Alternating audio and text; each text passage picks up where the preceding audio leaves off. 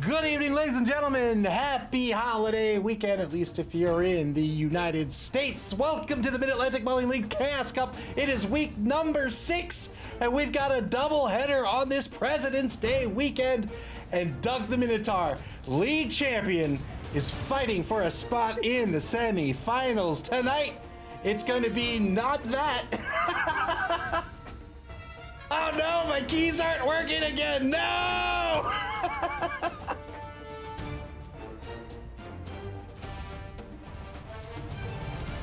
All right, hold on. I'm gonna unplug it.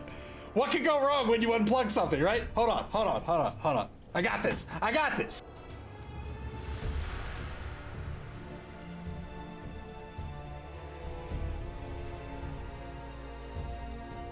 Hey, look at that, I got it. Unplugging things, that's the way to go. Tonight, it's got no! The White Skull Windbreakers versus the Juxtaposed Juggernauts, Doug the Minotaur versus War Horsemen, Orcs versus Chaos Chosen. SP Beaver, thank you for the bits. We got there. Let's take a look at the standings. A double header tonight, and after a big win here in week 6, Nuffle to see here winning their game 4-0 and advance into 4th place in this final week of regular play in the Chaos Cup. The White Skull Windbreakers bumped down to 5th. The first place team and the second place team, they're set, they're locked in. They're going to be going into the semifinals as the first and second seeds respectively. But for everyone else, the top 9 teams are still in this competition, a very competitive competition to start the season off. And the White Skull Windbreakers are really looking for a win tonight to make it back into the top 4. Boy, the Juxtaposed Juggernauts already have been eliminated, but we may very well see them back again in the Spike Magazine Trophy. So this game counts for War Horsemen as well. Looking for a win, looking for SPP, looking to kid out his team.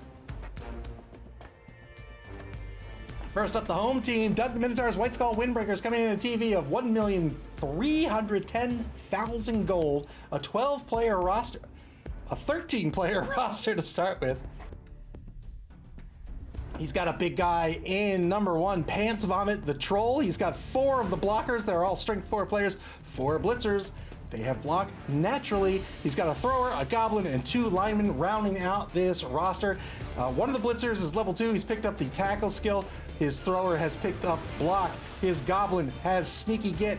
One of the linemen has block, and one of the linemen under Thunder has been injured. He's down a point in AG. 4 fans, 3 rerolls, 1 oppo on this roster. He'll be up against this Chaos. Did I call them Chaos Chosen? Because they're Chaos Renegades. This Chaos Renegade team, the Juxtaposed Juggernauts. Juggernauts coming in a TV of 1,020,000 gold tonight. They'll be down a player. They'll have to pick up a journeyman for 50k. That's going to bring them up to 1,070,000, and they'll likely level up a number of these players. That'll bump up their TV even more. Depending on how they level them up, they'll probably pick a regular skill that'll be 20k for each increase in level tonight. Rizzo, Grendel, Ferdinand, all 3 big guys on this roster. This roster is unique in that you can have not 1, but 3 big guys. Lots of human linemen, and of course the Plague, the Skaven player with the block skill, MA of 7, the fastest player on this roster. Boy, the Juggernauts, they got work to do tonight. Their key players are these 3 big guys. All 3 have Mighty Blow. 2 of them have Frenzy. Of course, they all have nega traits that he's going to have to contend with. He has block on Grendel. That's not a bad pickup at all. Rizzo, if he levels up, guard on Grendel. If Rizzo levels up, guard's not a bad pickup as well. I'd like to see Juggernaut. Juggernaut's like a, I'm almost going to call it a poor man's block, but pairs very well with Frenzy. He basically, he'll get to treat that both down result as a push, and then the Frenzy follow-up will get him more dice. That'd be a good pickup on Rizzo. I think Ferdinand can pick up guard or something else as well, but boy, he just doesn't have skills on anyone else on this roster. He's got a lot of SPP spread around, but not enough to level up. He's going to have a real tough time against Doug's team tonight, and just 2 rerolls as well. Boy, he's going to have to really be careful about his action order and his positioning and not take too many risks. I imagine, even though these are the stars of the show, and he wants to be hitting with his players. I imagine we'll see a number of turns where not all three of the big guys are going to take actions because he's got to be cognizant and afraid of those nega traits. And if he fails a roll, Loner's going to make it harder to use the team reroll. He probably won't want to use the team reroll. If he does, he only has 2 to use and a half. So it's going to be a real tough time for this Chaos Renegade team tonight. He's going to be up against this Orc team, Doug the Minotaur's team. And Doug the Minotaur has 6 players with block. He has a sneaky Git. Of course, he's got the Troll who has Mighty Blow and can also vomit on the opponents. And then if that wasn't enough, he's got 4 of the big blockers who all have a strength of 4 as well. Doug the Minotaur out-strengthening has more strength than the Juggernauts tonight. He has more block than the Juggernauts tonight. The Juggernauts are going to have to be very, very careful against this team. And honestly, I don't know what they do. They're going to be getting around 200,000 gold in petty cash tonight. Depends on what they level up with and how they level up. That is wizard money, but I doubt we're seeing a wizard tonight. He might pick up a bribe and try to foul players off the pitch. That'd be an easy way to get players off the pitch. But honestly, Doug the Minotaur's team's kitted out. It's a stronger team on paper. Doug the Minotaur just has to play a solid game of Blood Bowl tonight and maybe not curse Snuffle's name, and he should be all good to go. All that block, all that strength, he can control mid-pitch, no problem. He'll be able to take blocks, take marks, and start removing players. Sneaky Get will be in effect all night long. You can bet that Goblin's going to jump in with that MAF6, take a foul, jump back out. Tough team to go up against. Again, Doug the Minotaur, current league champion. He wants a win tonight. Definitely doesn't want a loss. If he loses, he'll be eliminated from the competition, and a draw means he's not safe. So he definitely wants to get a win tonight. The Juxtaposed Juggernauts want to increase their team value, want to get some skills in some of these players, and so they're looking for a win tonight as well. They're looking for that SPP, they're looking for that money, and best of luck. I mean, this is a tough matchup. You see this a lot, right? With say a Wood Elf team week 1 gets destroyed, and their players are so expensive. It could just be a downward spiral, right? You just journeyman after journeyman after journeyman. You're losing more and more players. It could be hard to get out of. War Horseman, we've seen him do it before. We've seen him, lose a bunch of players early in the competition, and then later in the season, recover fully and get back those pieces and really get them up to strength. I imagine we'll see him do that as well here as this season continues. But what he's going to do for tonight, I have no idea. BB Nut says, just give all 3 big guys claws if it's not secondary. Yeah, I'm not I'm not sure with Chaos Renegades. Maybe it's not secondary. Claw would be great. Claw will reduce the armor value of the opposing team effectively to an AV of 8+. Not a bad pickup at all.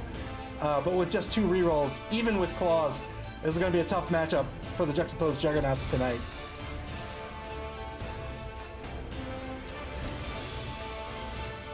All right, the first game of a double header today. After tonight's game, we have Stairway to Nuffle versus Real American Heroes. El Nubarino versus Dead Fred.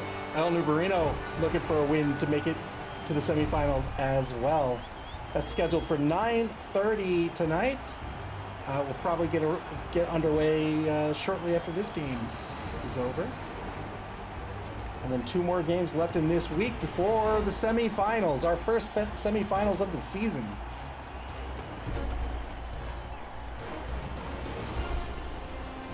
I love that undead coach.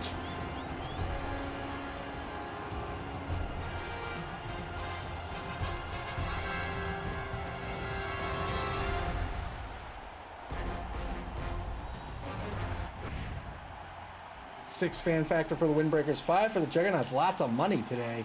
Looks like a rainy day. Here's the coin toss. Nope. What did we? We must have missed inducements. Windbreakers win the coin toss.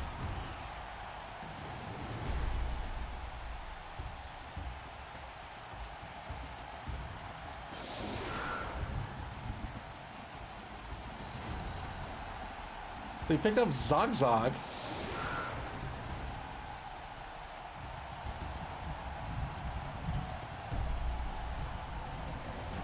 Boot polish, thank you for the bits. Picked up Zog here. What is it? Oh, that's a mercenary. I was like, who is this? This is not a star player. Picked up a merc here, Zog the troll. So he's got 4 big guys now. Let's call Windbreakers. 3 players on the line, screening out the wide zones there, and has 2 players in the safety position currently with 2 linebackers. 4 big guys. Oh my goodness. oh man, flashbacks to the ogre team of last season.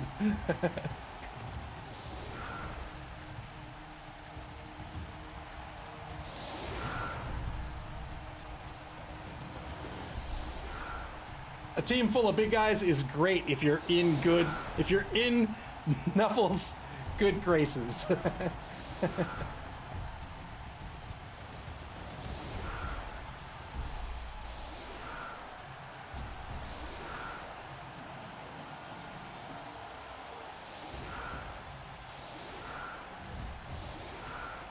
Four players on the line here for the White Skull Windbreakers. They've decided to set up in an anchor defense.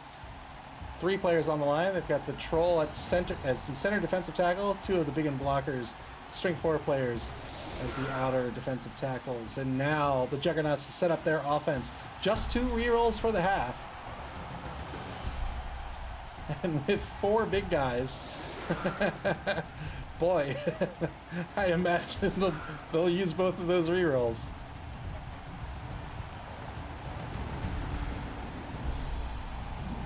A troll, a rat ogre, an ogre, and a minotaur.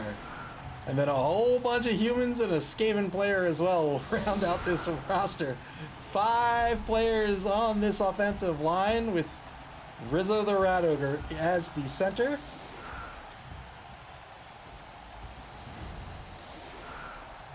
Goes down to a 4-player line.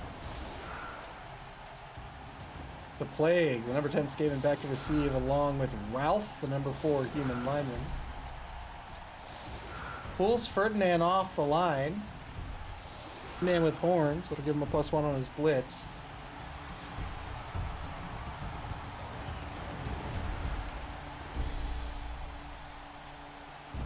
All right, 4 players on the line. Here's the kickoff in this rainy game.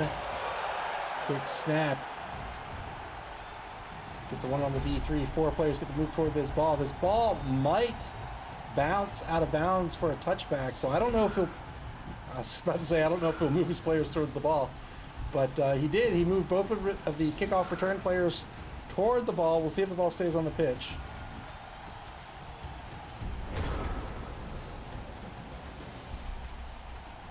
It does not. Yeah, there's a touchback. I might have moved 1 player forward, my preferred player, just in case. But that's all right. The Plague's going to be in possession of this ball for turn 1, and they're going to advance to their own 6-yard line at mid-pitch.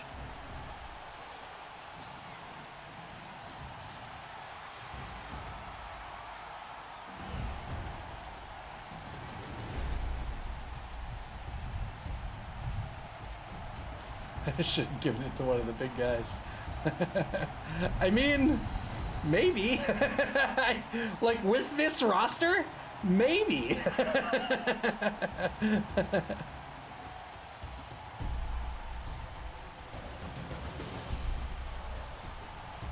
Forms a tight cage at the 6.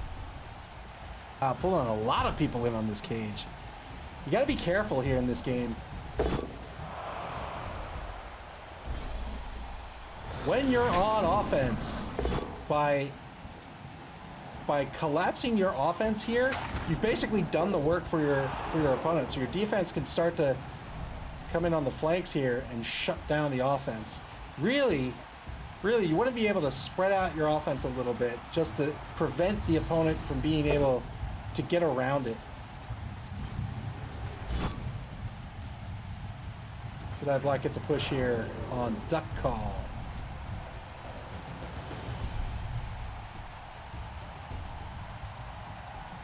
Has a 2-die with Zogzag, but remember, every one of these big guys has some sort of nega trait. This is a really stupid roll. Worked out. 2+ because a teammate was next to him to tell him what to do. Gets the knockdown.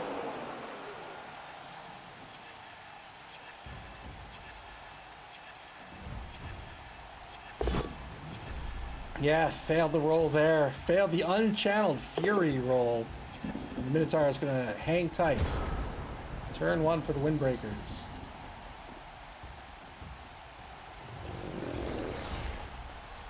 If you're rolling all 4 of those big guys every single turn, you're going to fail. You're going to fail more than you would like to. Really is important consideration for the likes of Grendel here, the boneheaded Renegade Ogre. Because if he fails that boneheaded roll, he will lose his tackle zones. And that could be huge. A huge opportunity for the Windbreakers.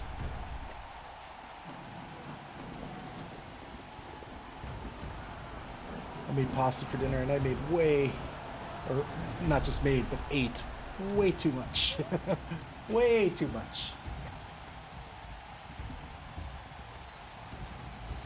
Touchback advantageous for the Juggernauts because of the rain, all the ball handling stuff, all the any pickups, interceptions, and catch attempts are a -1.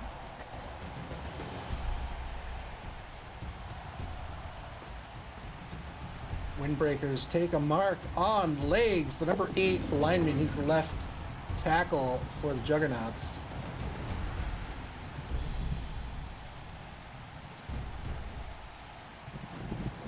Man, just how muddy and gross does this pitch get in the rain?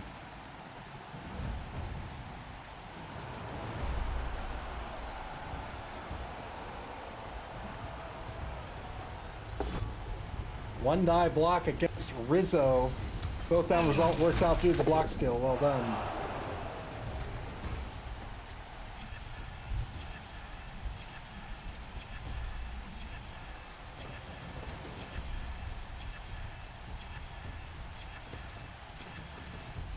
Did he not level up anyone?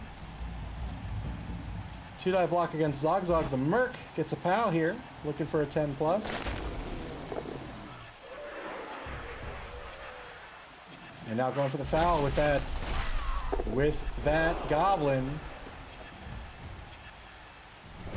Had 3 assists, but the Juggernauts had 1 assist, making that a 2+. Didn't work out. Once again, fails a nega trait roll for one of these big guys, and Zogzag, being boneheaded, is going to stay prone on the ground. This is the problem. This is the problem with this roster. How War Horseman pivots now, that's going to be key into determining whether he'll be able to come out ahead in this game.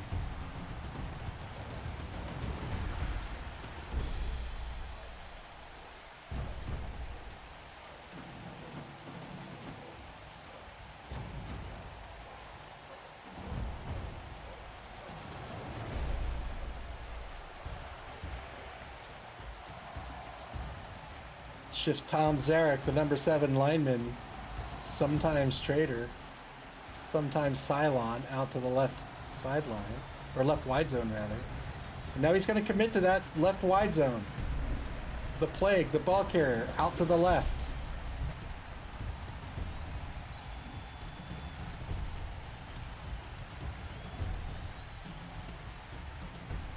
Keeps that tight cage, but now he's going to give the defense an opportunity to double up on this offense and shut it down.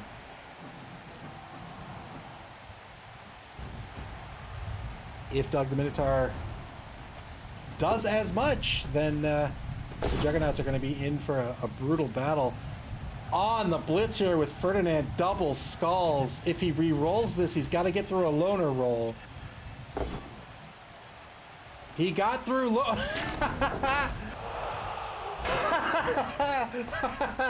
got through the loner roll into double skulls, got injured on the blitz. Oh no. Minotaur blitz, rolls double skulls, decides to use one of his 2 team re-rolls, succeeds on the loner roll, rolls into double skulls again, and now the Minotaur Minotaur has been removed. Double skulls for the Windbreakers here. They spend a reroll. Got through their loner roll this time as well. They'll get a push on Grendel, the number 2 ogre. Yeah. I am cognizant of that fact. If any coach is watching when I laugh, it is not you. We've all been there, and yes, it is much funnier when it's not your own piece.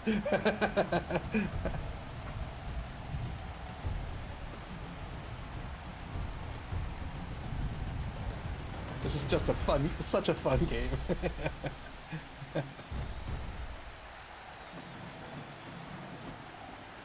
2 marks on the front of this cage. And Windbreakers are going to try to stop this cage dead in its tracks. 2-die block on the front right corner of the cage. Gets a POW on Tom Zarek, looking for a 9+. Doesn't get it, but now he marks the ball.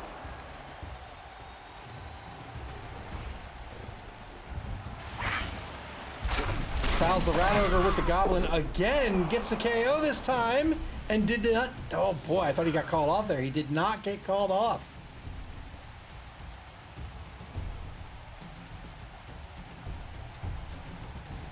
Two removals now for the Windbreakers. And there, he's going to try to shut down that sideline run. Well done.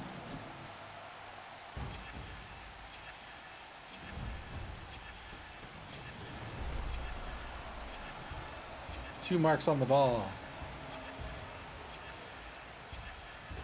Yeah, if at all possible, you want to stay at center pitch, just like a fighting game, right? If you imagine a fighting game, you want to stay in the middle of the stage. Why? Well, that gives you more movement options, right? You can move left, you can move right, maybe you can move backwards. When you end up in a wide zone, well, now you've cut off your movement options to one side. And what that means is that your the defense does not have to cover that bit. There's no pitch there to cover. So they only have to cover this, which is, you know, roughly half of what they would have had to cover last time. And that allows them to double up on this. So they had 11 players that would have had to cover the full width of the pitch. Now they have 11 players to cover half the width of the pitch. And that makes them that much more resilient, much more effective at defense, and it can stick you in place.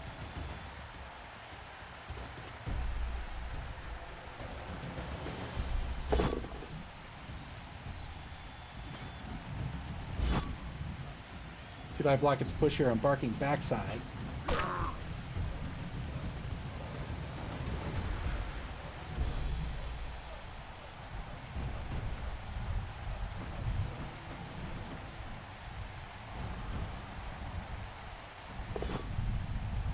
Two-die blitz, both standing result unless the Juggernauts use their final reroll. They do.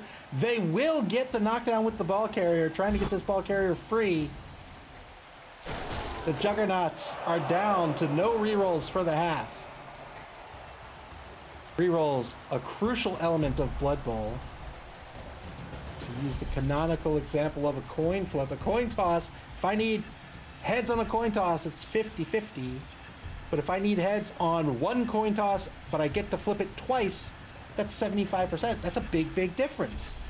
And so these rerolls, especially in this version of the rules, where you can use multiple team rerolls in a turn, really dramatically change the odds. You can't use a team reroll on the same die pool, but you can set up big plays if you have 2 or even 3 rerolls on deck.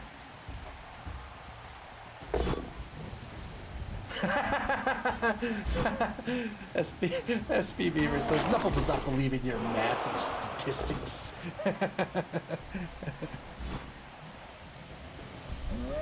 2 knockdowns here in the left wide zone for the Windbreakers.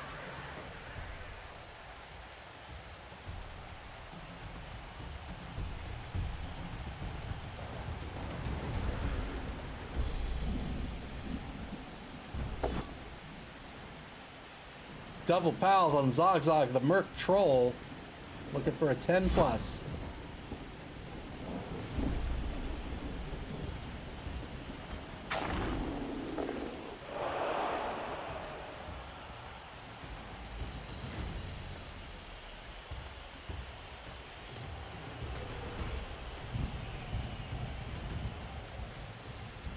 Moves that goblin into position to mark Volker, the number 6 human lineman.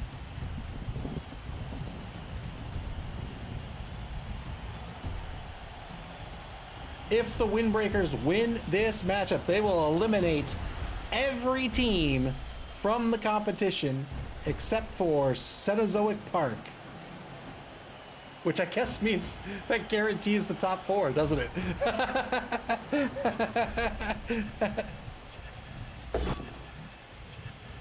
It doesn't get, yeah, it does guarantee the top 4. Stairway to Knuckles 8 points? Yeah, that'll guarantee the top 4. If Windbreakers win tonight, the top 4 is set and none of the other games matter.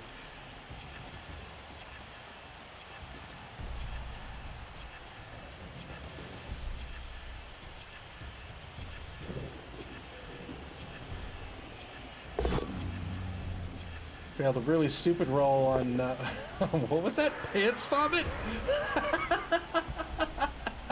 I've never heard that turn of phrase in my life. Joel's gonna remain really stupid. Turn 4 back to the Juxtaposed Juggernauts.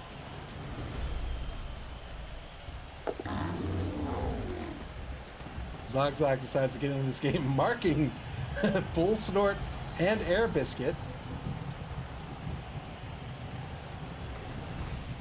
But he has no one free to keep this ball carrier safe other than Boris, the number 9 lineman in the left wide zone.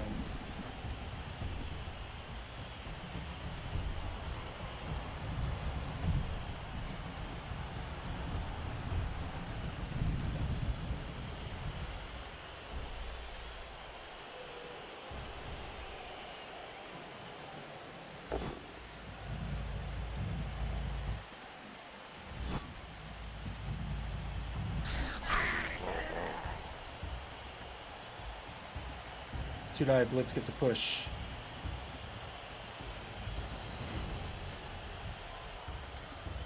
.48 seconds left on the clock for the Juggernauts here. This is their final turn in this first quarter.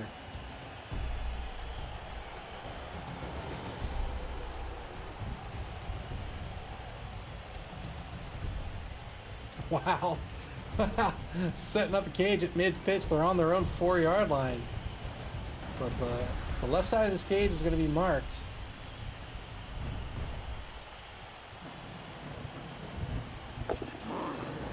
Good 3+ dodge and a rush to fill in the back right corner of the cage. Still has some players to stand up on the left side. Ow! Tried to dodge out, failed to dodge. That's going to be a turnover. Ooh, what a dodger. That frees up both blitzers on the left side of the pitch now. Could have tied up at least one of them.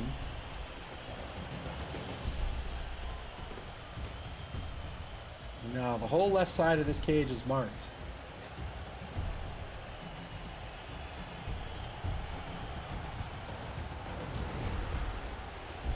Two-die block on Zogzag coming up. Gets a push out of this.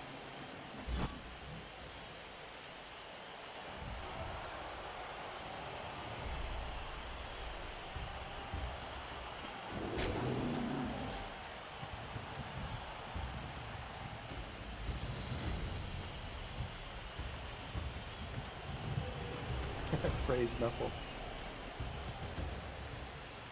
3 of the 4 corners of the cage marked. Marks the back right corner with the Goblin. One cheek squeak.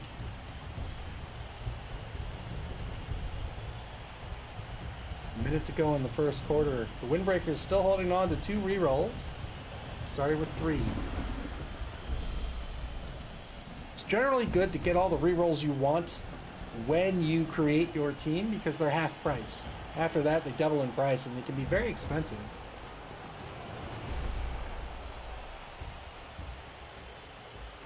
Certain teams can make an argument for starting with less rerolls if you want to get a critical piece out on the pitch first at TV 1000 or TV 1 million. Two-die block on legs gets a pal here. Blitz still on the table.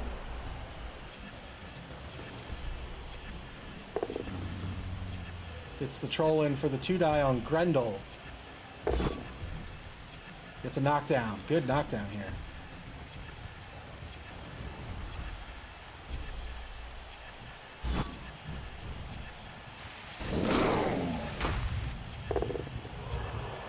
Great stun on the on Grendel the Ogre. Big stun for the Windbreakers. Blitz still on the table. Looks like Bullsnort will be the blitzer. No, he's going to take a mark on Volker. Blitzer is the one who denied it. This works out due to the block skill. Won't get the follow up here. Breaks armor again. 2 great stuns by the Windbreakers.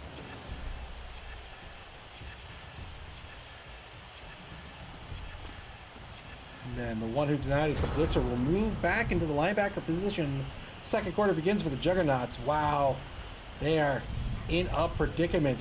Every player is marked, with the exception of 2, and those 2 are prone. 2 stun players, no rerolls left.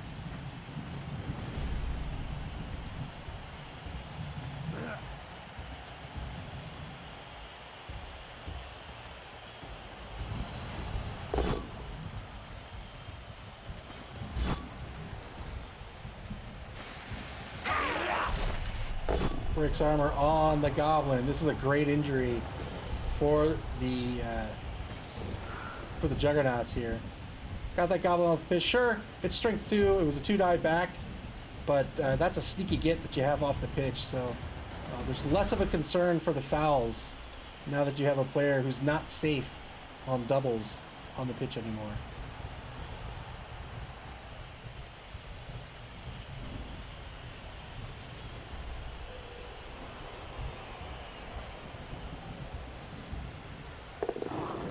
Three-plus dodge by the ball carrier. He's going to YOLO over into the right wide zone.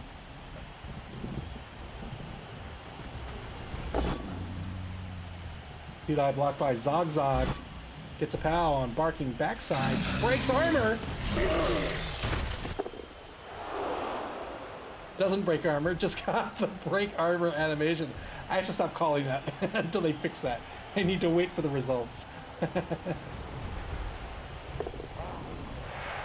Good 3-plus dodge into a rush to try to get some sort of protection on the ball carrier. Oh, but put him on the front right corner. All right. Oh boy, scary stuff.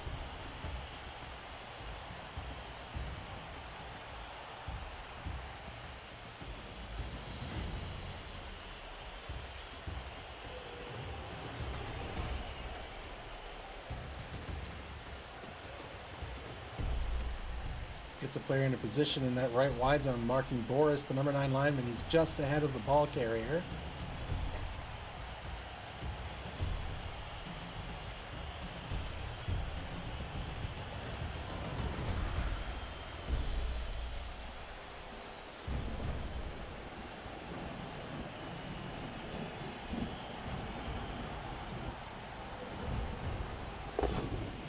Two-die block, gets a POW with legs. Boot Ballers says epic statistic. Really, I just wanted to show off that he's passed 13 times. Gets a stun here.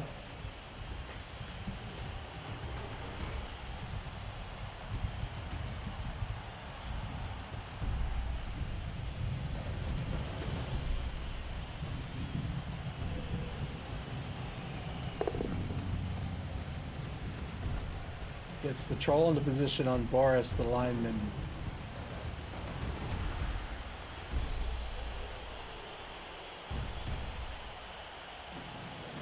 Skaven player 2 spaces out of scoring position currently.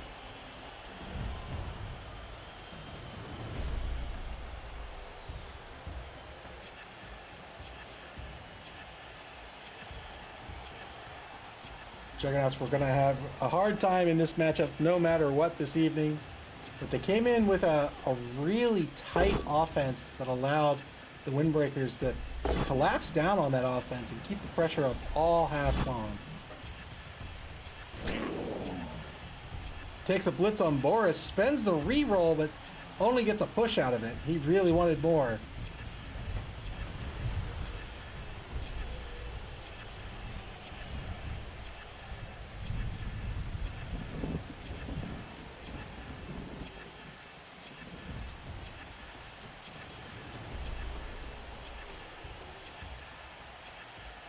Lots and lots of teams hoping the Windbreakers can't win tonight because they want to keep their dream alive of making the cut.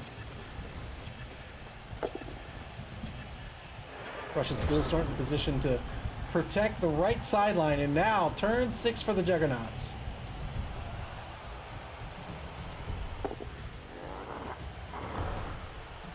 Stands up Grendel, takes a mark on the one who smelt it.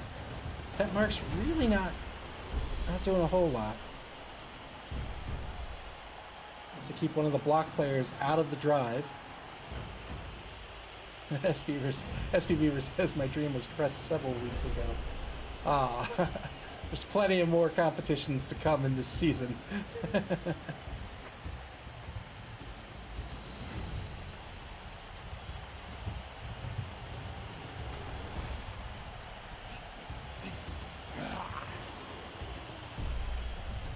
Takes a mark on the one who denied it. He'll get a 2-die block out of this, but has to be careful. He doesn't have the block skill.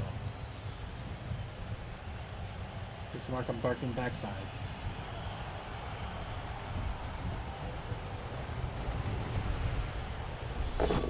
Already had the 2-die here. Took the mark. We'll get the knockdown. Gets a removal. Well done.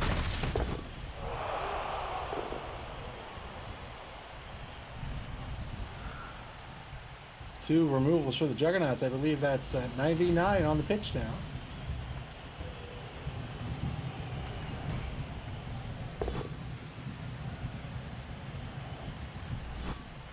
All of those big guys have Mighty Blow. They get a +1 to their armor or their injury roll, whichever one they need it for. SP Viewer says there's always the next competition. If I say that long enough, it'll have to be true. Will it? Will it have to be true? Moves the ball carrier over to get the move the ball carrier over to be protected by these two pieces. Took a block, only got a push out of it though. Ball carrier is going to be marked.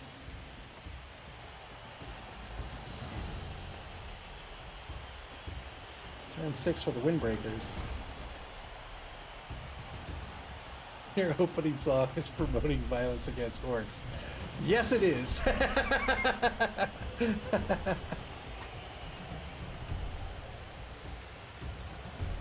A mark taken on Icor. Icor? Icor. Blitz declared. 2-die blitz on Icor. We get a knockdown here. He gets a push out of it as well.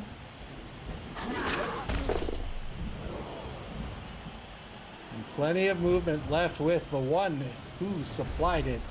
And he'll come in and take a mark on the ball carrier. Well done.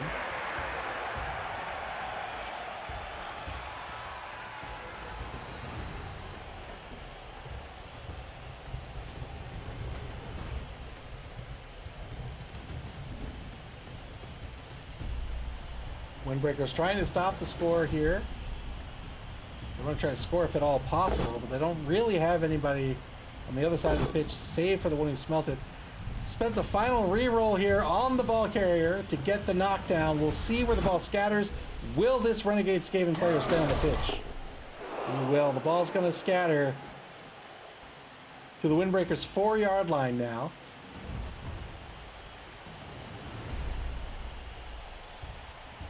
Finally got a chance at the ball here. Spent the final re-roll. Got the knockdown.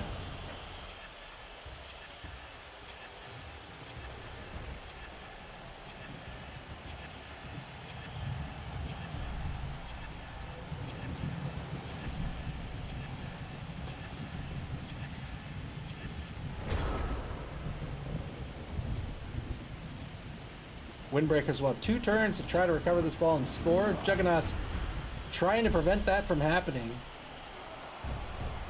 If by the will of Nuffle they can score themselves, they'll want to do that. Otherwise, they're going to be on defense to start the second half of the game, and they won't have the lead.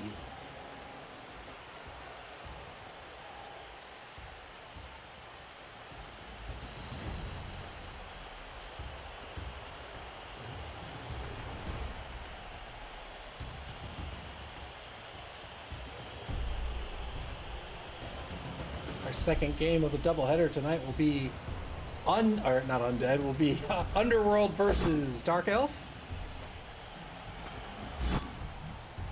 If Doug the Minotaur does not win this evening, then El Nubarino will be fighting for a spot in the top 4.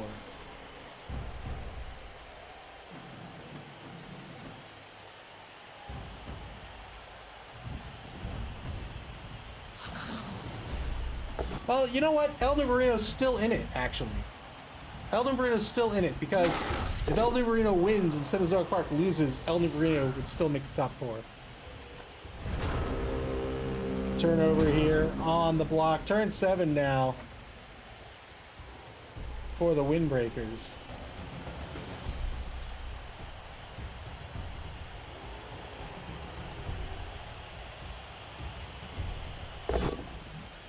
Two-die block against Volker would be a push. No rerolls. Every die roll is a chance. I guess it's literally a chance. Two-die block gets a pal against Icor, the number 5 human lineman.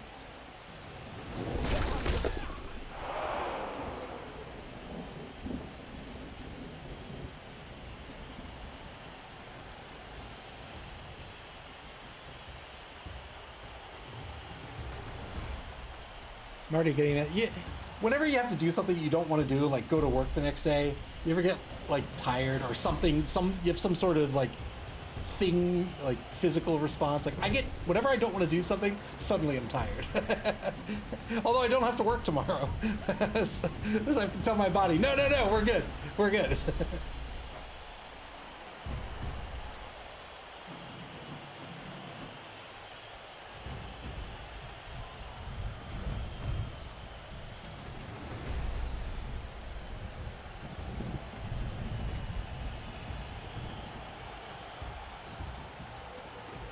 Blitz on Tom Zarek. Got the pal here. He's going to push away all of the opposing players marking the ball here. Well done.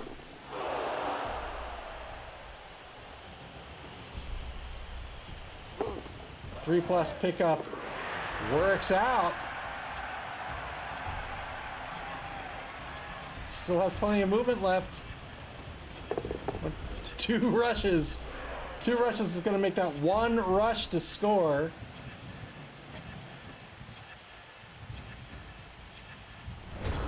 Turn 8 for the Juggernauts now. Their final turn in this half. Boot polish says, that's the way I feel every time I do anything besides eat and sleep. There is all block. Looking for SPP.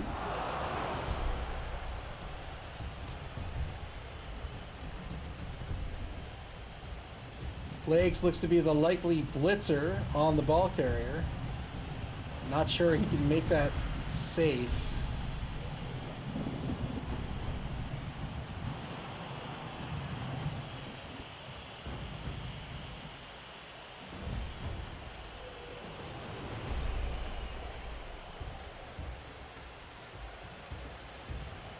Yeah, 1 die block on the blitz on the ball carrier. Got to push out of it. It's the best he can do.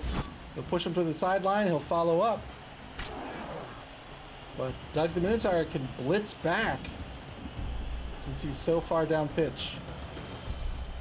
When you blitz, you're not in a move action all in one, but the block eats up one of your MA. So with an MA of 6, he can block for 1, 2, 3, 4, 5, 6, rush to score. But Doug the Minotaur has no rerolls remaining. 2 die block over on the right side of the pitch, back in no man's land here.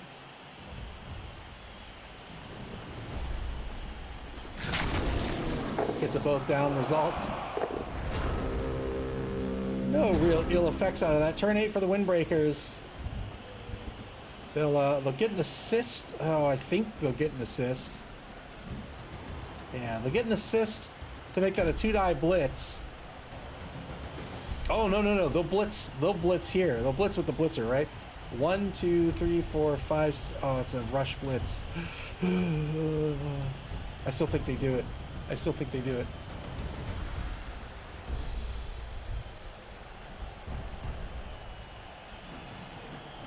It's 2 rushes any way you slice it.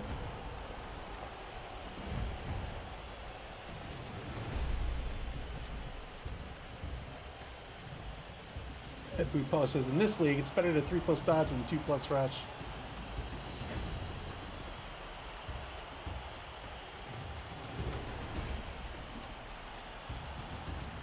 Yeah, there's the mark. So we'll get the 2-die blitz out of this.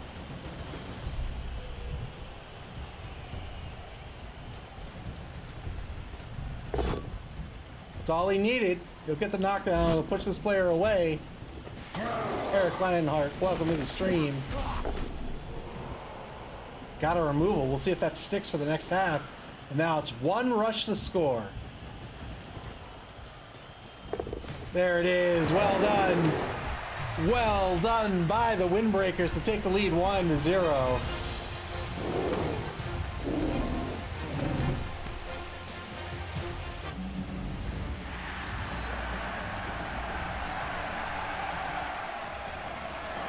Got the KO. Got the KO on the blitz. 1 rush to score, and he did it. Boot Polish, thank you for the bits. Windbreakers are going to be on offense now in the second half of the game. They're in the lead 1-0. They'll have the ball. Back up to 3 re-rolls. Remember, the Juxtaposed Juggernauts only have 2. Juggernauts will be down a player. 10 players. While the Windbreakers will start with 11. So a 1-man player advantage for the Windbreakers.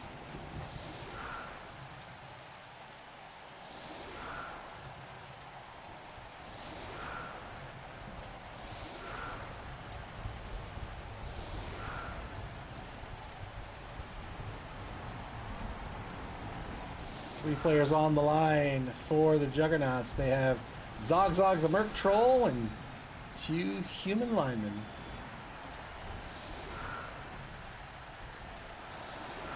Six players right off the line. They've lost 2 big guys now.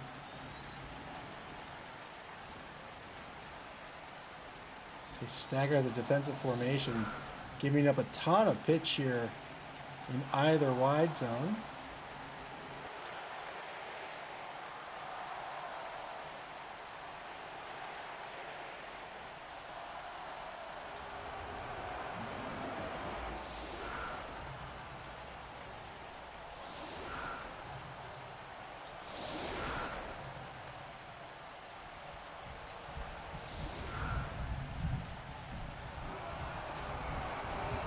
Windbreakers setting up with a 5-man offensive line.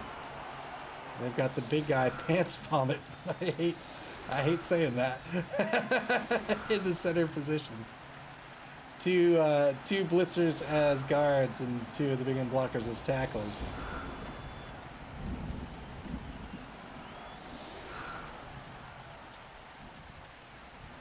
Moves the injured lineman back into the halfback position. Silent but deadly, the thrower back to receive.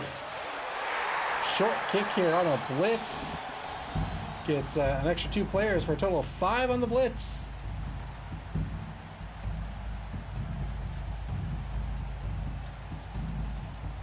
See who the Juggernauts go after on this blitz.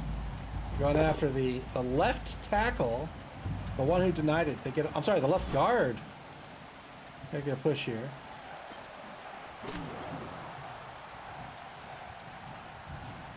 Decided not to follow up. Grendel does have guard.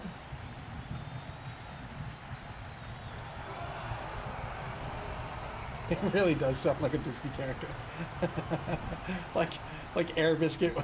Like, I don't know. It's like a volleyball dog.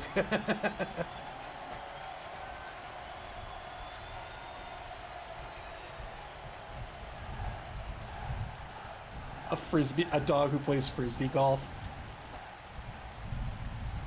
Decides to move 1 player over the right wide zone. Turn 9 for the Windbreakers now. The ball kicked, shallow kick to the 10-yard line. Windbreakers taking easy actions first. They move a player to protect the ball and then go for the 2-die block on the line. They got a pow on Boris.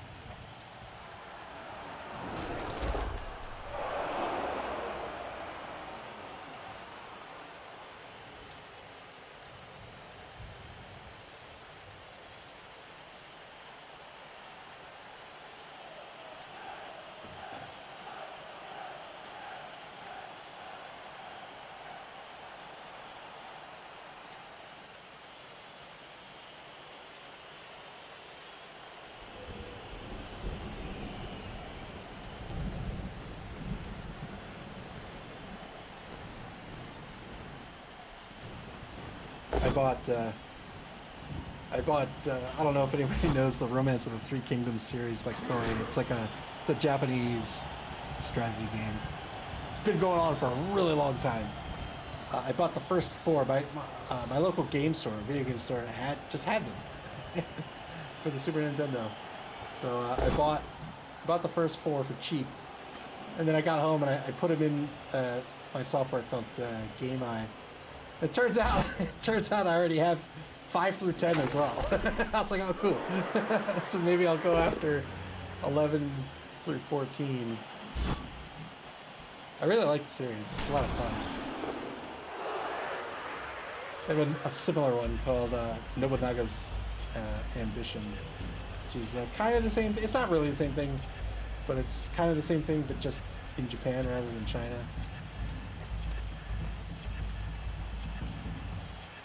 It's kind of like Crusader Kings versus Victoria. Good 50-50 pickup here by Silent but Deadly. Does have the sure hand skill, so it's really a 75%. Would have been a 3+, because the edge is 3+, but remember it's raining. That's a -1 to pickups, to interceptions, and to catches. Turn 9 back to the Juggernauts. They had a free blitz turn with 5 players, excuse me. And now they're going to get their first proper turn. They move Zog back up to the line.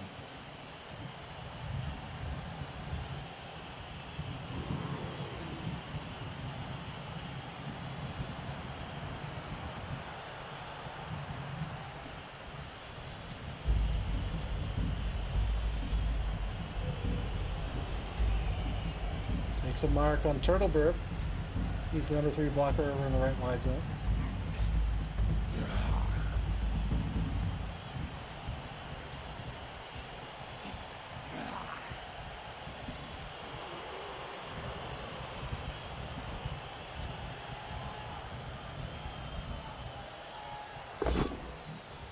Two-die block with Grendel the Ogre gets a push.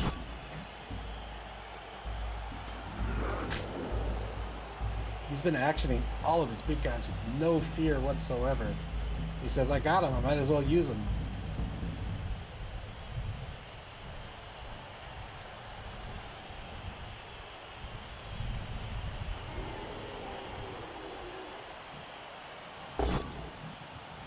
Two-die block on Turtle Burp gets a push here as well.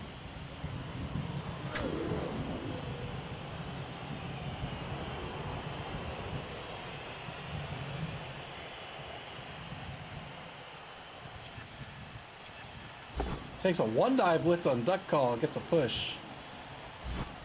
Not a terrible risk here. He had the block skill. Duck Call did not.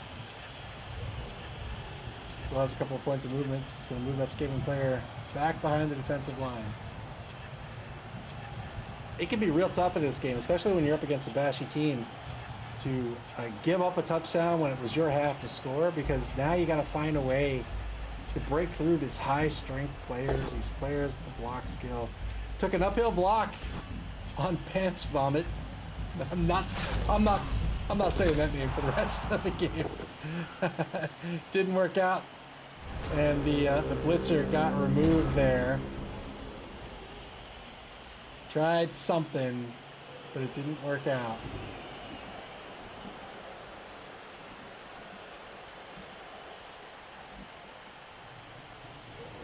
So that's a 2-man, 3-man player advantage. Let's see, 1, 2, 3, 4, 5, 6, 7, 8, 9 via 11. 2-man player advantage.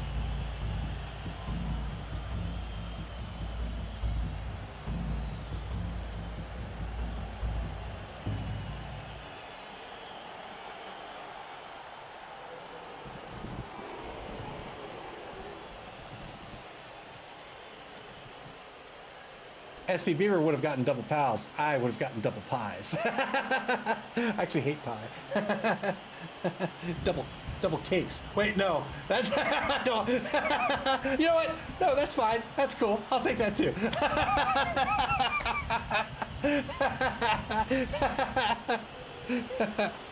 Takes a mark on Tom Zarek over the right wide zone. 2-die block with the blitz, with the block skill. Gets a pal. Didn't need it.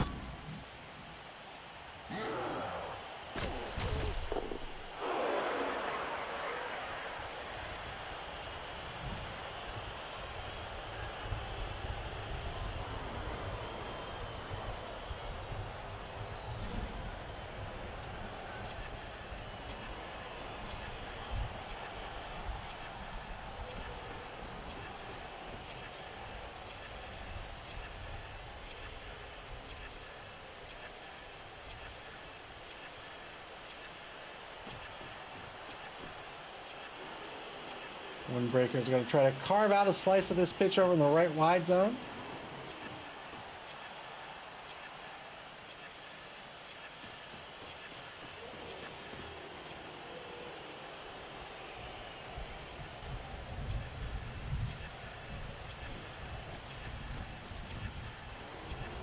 And they'll advance the ball across the line of scrimmage over in the right wide zone to the opposing 2-yard line. Every time I see one of Doug's players with the ball, I just think that's Kevin Bacon. Turn 10 for the Juggernauts.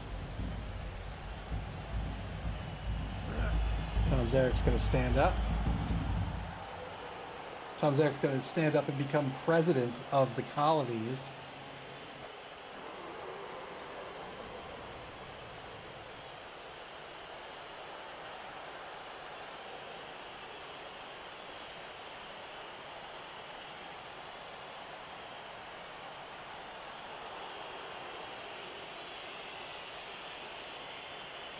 I found a used copy of this old naval like board game that I played as a kid, and I always wanted to have a copy, but it's kind of expensive to find it like new or unpunched or something. It's called Second Fleet. It's great. Finally found a copy for a reasonable price. Can't wait to inflict it on my friends. Good stun here by Grendel. Well, it's a stun, I suppose. I don't know if it's a good stun. It's kind of off the ball currently. Takes a 1-die block on Bull Snort, gets a pal here.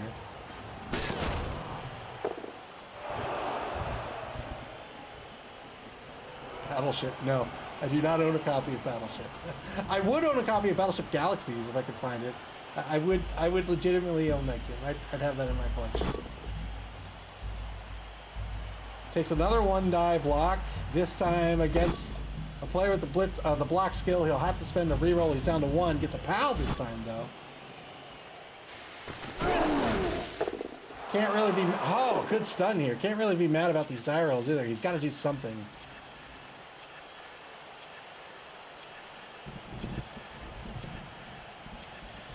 Problem is, all these marks means he doesn't have a lot of defense. He's not protecting... He's not protecting the wide zone. He's not protecting mid-pitch. Wooden Ships and Iron Men is legitimately one of my favorite games ever. I love that game. I absolutely love that game.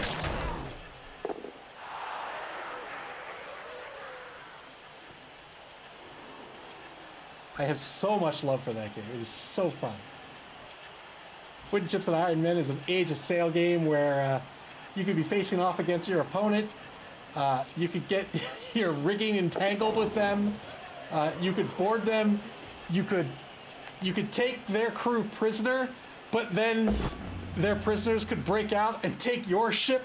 Or both players could just die because a hurricane destroys all of your ships. It's such a good game.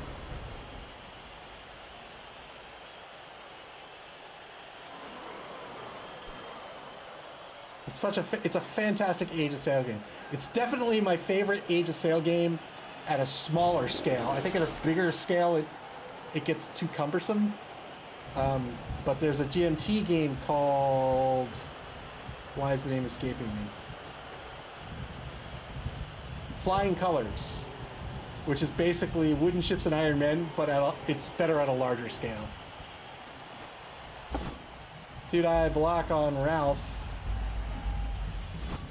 Man, I can't believe you know Wooden Ships and Iron Men. Man, I love that game. I love that game.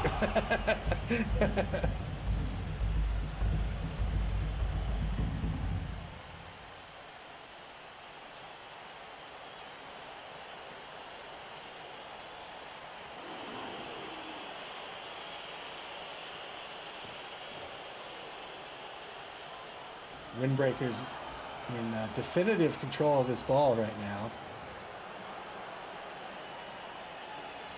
A number of the Juggernauts are hanging out on the side, on the line of scrimmage. 2 of them, the big guys. The big guys are the only real skilled players on this team, other than the escaping with block. 2-die block on Tom Zarek gets a pal.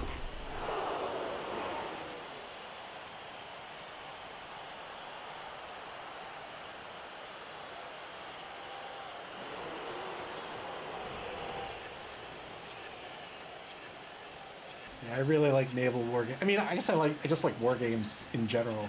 I guess I can't really say only like naval war games when I have a bunch of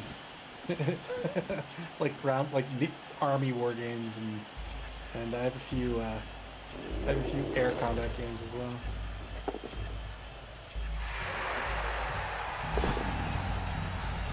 Fails a really stupid roll with the untrained troll. It was a 50-50 this time. Didn't work out.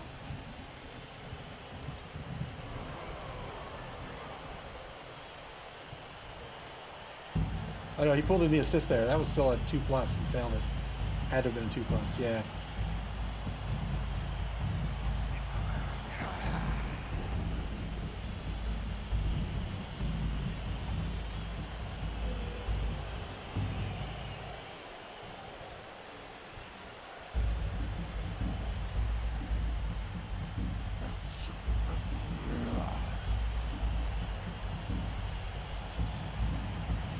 Wooden ships and Iron Men, I think, is perfect at like 3v3, like 3 ships versus 3 ships. I think that's the perfect size for wooden ships.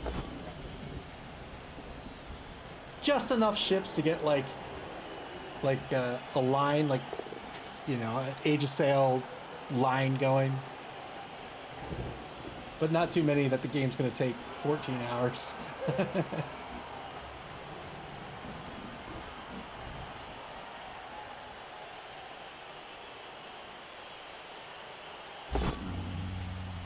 Failed a really stupid roll this time. Again, really stupid means it's a 4+ to get through it unless you have a teammate next to you who can tap you on the shoulder, and then it's 2+. 50-50 here. He failed the really stupid roll, and now he's considering spending the reroll. If he spends the reroll, he's got to get through the loner roll, which he did, and failed the really stupid roll again. SB says, I'm surprised you're trying to keep it under 14 hours. I do not shy away from long games, that is true. But wooden chips at the right scale, like 3v3, you can play that in an evening, like no problem.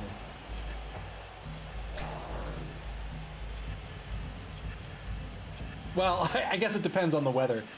Like if there's no wind, then and your ships are just sort of adrift, and you're just like taking pot shots from real far away, maybe the game takes forever at that point. 2-die uphill, wow! 2-die uphill block. This is gonna work out. Wow! Praise Nuffle.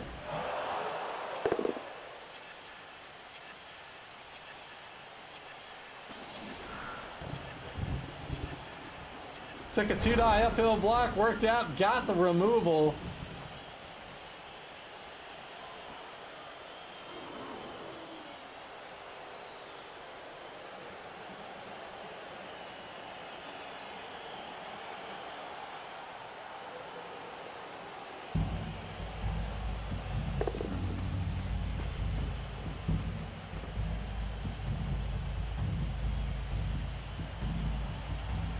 Turn 12 for the Windbreakers.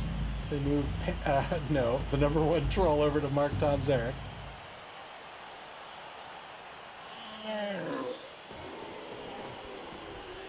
Take a mark on Grendel.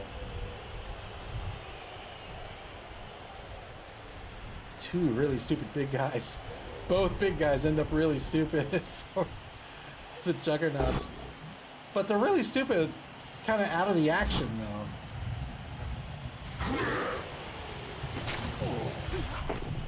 It's a stun. Good stun for the Windbreakers here. Windbreakers in a dominant position here going into the 4th quarter. They're up 1-0. They have possession of the ball on the opposing 8-yard line and really no threats right now.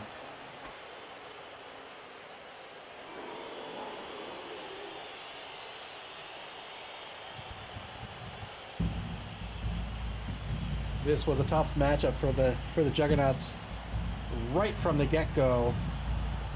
I think if War Horseman picks up any SPP from this game, he'll be happy with that. 2-die on the Plague. Number 10 Skaven. They'll get a pal here. just needs an 8+ to break armor. And he did it. Good stun. Plenty of movement left. He could mark.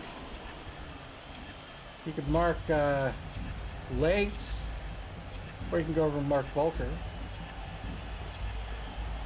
He's gonna say, "Nah, I'll set up a cage." Advances the ball 1 space forward to the 10.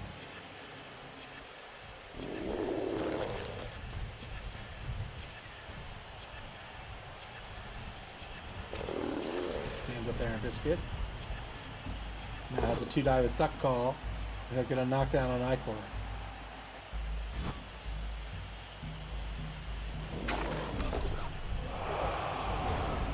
Turn 12 for the Juggernauts. Final turn of the third quarter. They have no re-rolls remaining. They're down 0-1. They really need to find a way to get this ball back in. They have been trying. They have been trying. They've been going ham with these die rolls. They know they need to do something. They are trying to stop this score and recover the ball.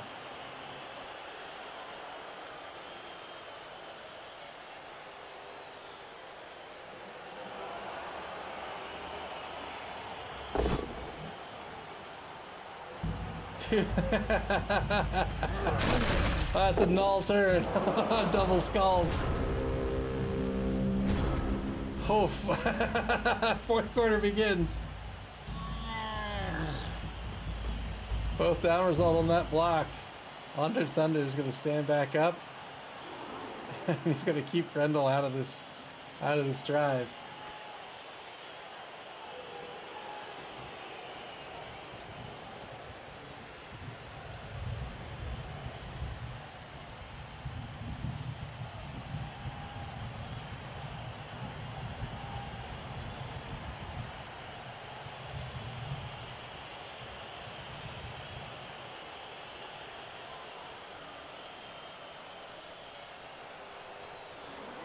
Minute 17 left in turn 13 for the Windbreakers. They have 4 minutes 14 seconds left in the bonus clock.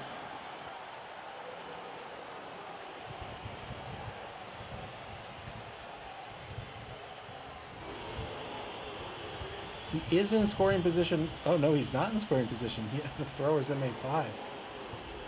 1 space away from scoring position. He definitely doesn't want to rush to score. He doesn't have to. He'll wait, he'll stall this out and score on turn 16. But until then, he's got some blocks to take. 2-die block on Ralph, gets a pal.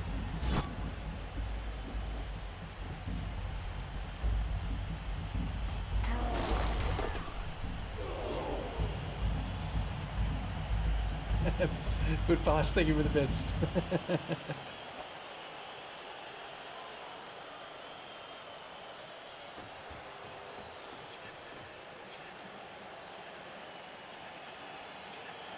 Air Biscuit's going to move to the front right corner of the ball carrier currently.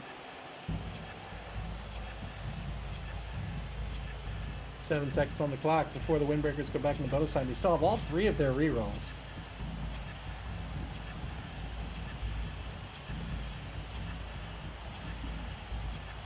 The Windbreakers know that the 4 pieces of any concern were the 3 big guys and the Skaven player. The Juxtaposed Juggernauts did pick up a Merc for a 4th big guy. 2 of those big guys have been removed. 1 is marked. 1 is boneheaded back at mid-pitch. And of course that Skaven player is prone on the sideline. Wow. Yes, indeed. Gets the armor break here. That's another removal for the Windbreakers.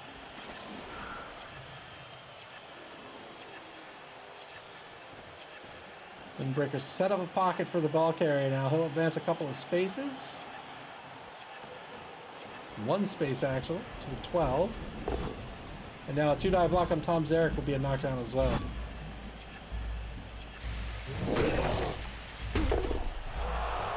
Gets a stun out of his broke armor yet again.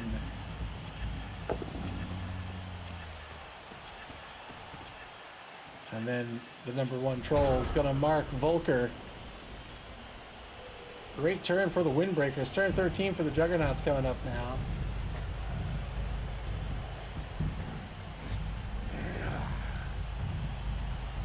Kaboom.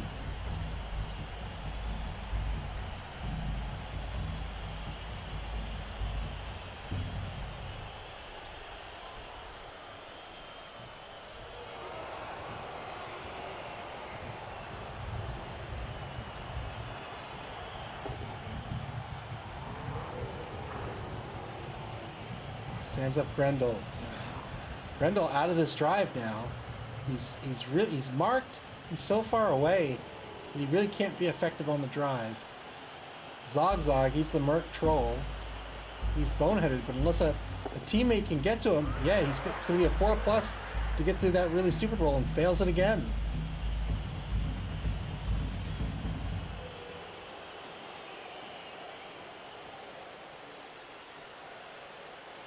Coming up after this game, Stairway to Nuffle versus Real American Heroes.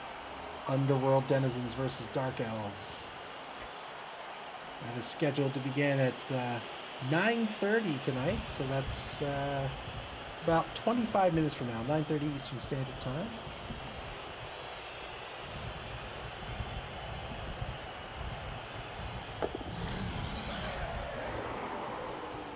Yo, I've been having a blast watching that new British Gladiators. It's so great.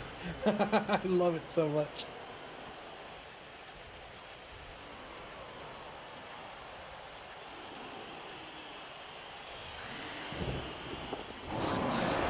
Tries to dodge the Skaven player away, gets stunned for his trouble.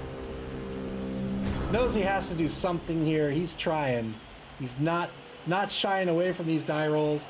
Turn 14 for the Windbreakers. No threats whatsoever to the ball carrier. Can score if he wants, but he absolutely does not have to. You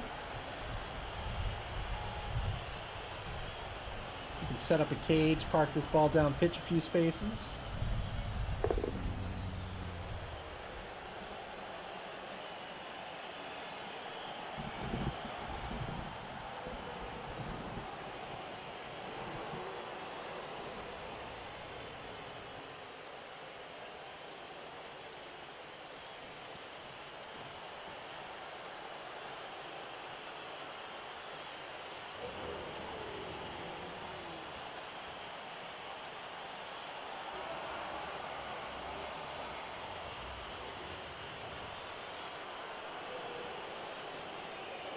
Windbreakers with under a minute in turn 14. They have all of their rerolls remaining. No danger to the ball carrier at all. It's just a matter of taking hits, making hits, getting some SPP, scoring when he wishes. Probably turn 16. We'll call this game a win, and he will guarantee his spot. Oh, boy. Went for the handoff there. The thrower has animosity. The blitzer has animosity with everyone. The thrower has animosity as well. Had to get through that animosity roll. Got it in the hands of the blitzer. He's trying to get SPP on this blitzer. That'll bring him up to 7.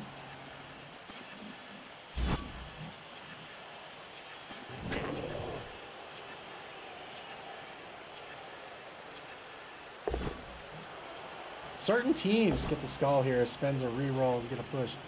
Certain teams, it's real easy to pile up SPP on certain players.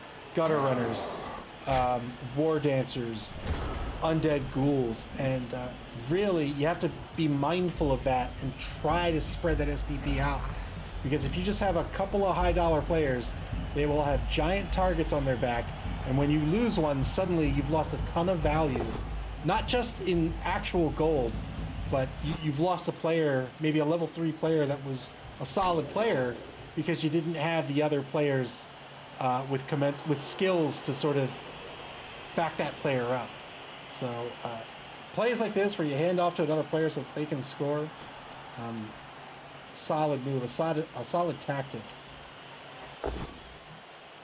2-die block back at the line of scrimmage, gets a push here.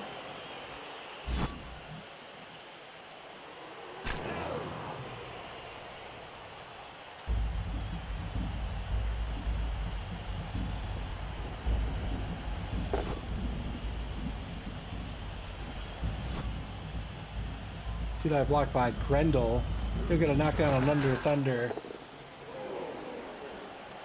We'll see if Zogzag can pass his really stupid roll. Could have blitzed with Grendel to get Grendel over to Zogzag so Zogzag could move down pitch. Unless he thinks he has a better blitz. Got through the really stupid roll regardless. Not going to go down pitch. He's giving up on the ball carrier. He's just trying to get some SPP on some blocks here.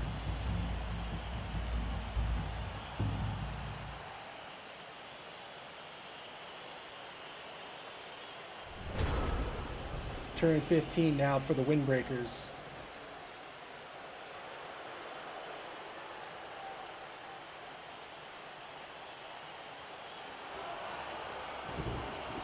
No reason to score this turn.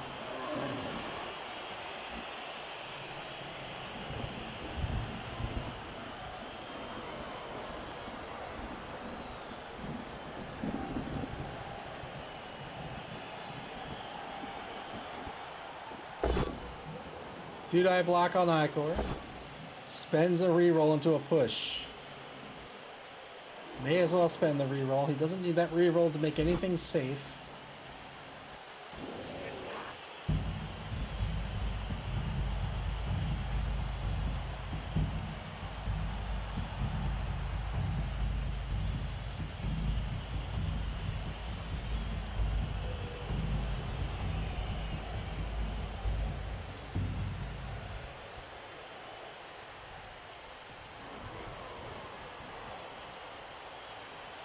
Pulling some players out, repositioning them to keep the rear of the ball carrier safe.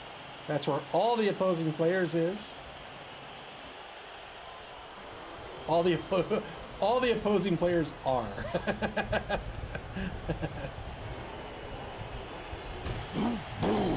Goes for the foul here. Sets up for the foul. He gets 3 assists on that foul. And gets the removal with the thrower. Well done.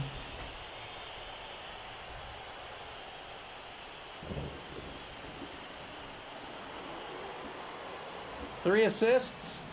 Boom. Great removal. Rolls into a skull here. Spend his final reroll into a skull. No more rerolls for the Windbreakers. And now, turn 15 for the Juggernauts. They can get at the ball carrier. Dude, I blocked quick at the knockdown on the one who denied it. Yeah, why not?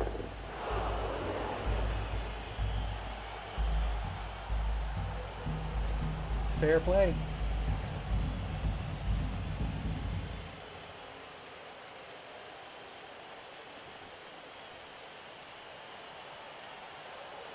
Man, now I want to play wooden chips. Fails the boneheaded roll, the really stupid roll, I'm sorry, with Zog. Needed a 2+, got a 1. 2-die block on Bull Snort, gets a pal here.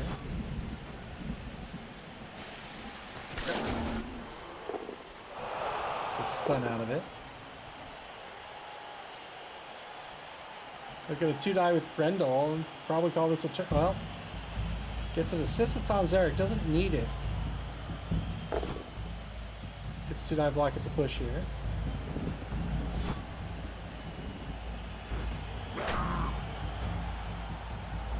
Turn 16 coming up for the White Skull Windbreakers. Nothing to do but to walk this ball into the end zone. There it is, 2-0, well done.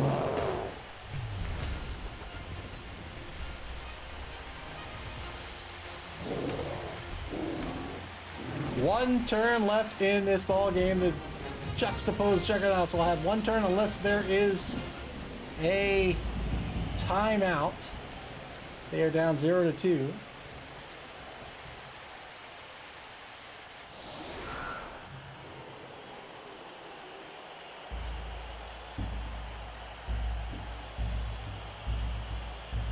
Windbreakers with an anchor defense to finish this game out. May as well pull players back toward the end zone.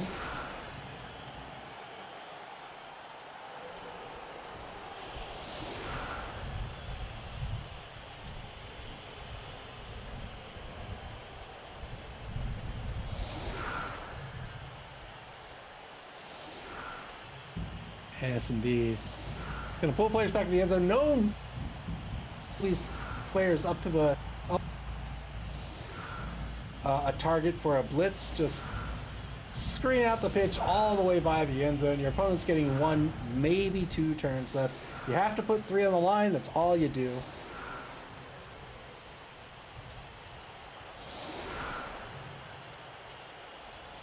Juggernauts setting up with 7. 1 minute player advantage for the White Skull Windbreakers going into this final turn of the game.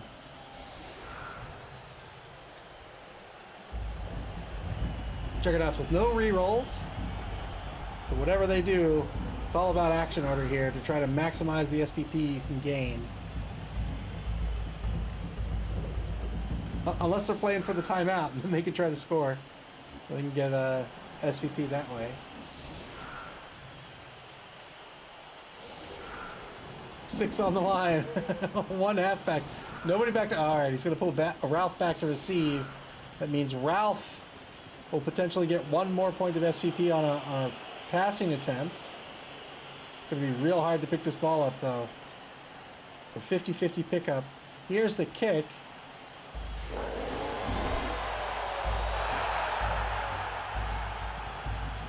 Four players on the defense get the move. They're not going to do anything.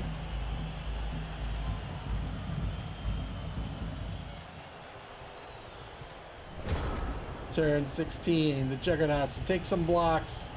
Then they'll try a pass. They might pull Icor down to be a receiver. Nope, they're going to pull him up. All right. T-die block. They'll get the knockout on Under Thunder. Looking for a 10+ here. Didn't get it.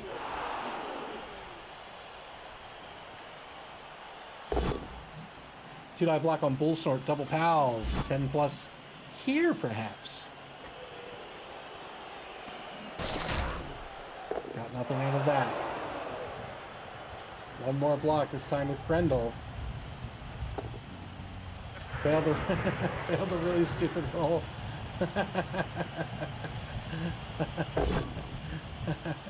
And now takes a block with Grendel. They get a knockdown. So you can pull Boris back to be the receiver. Try to get 1 more point of SPP.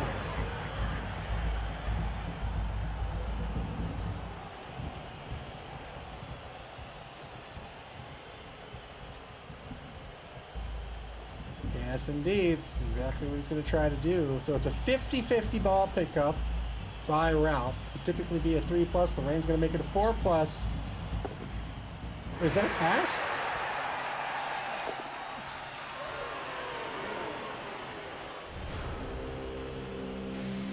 We could try to handoff there.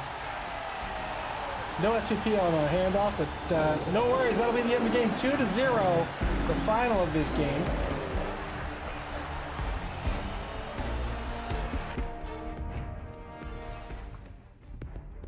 One who supplied it, the MVP for the Windbreakers.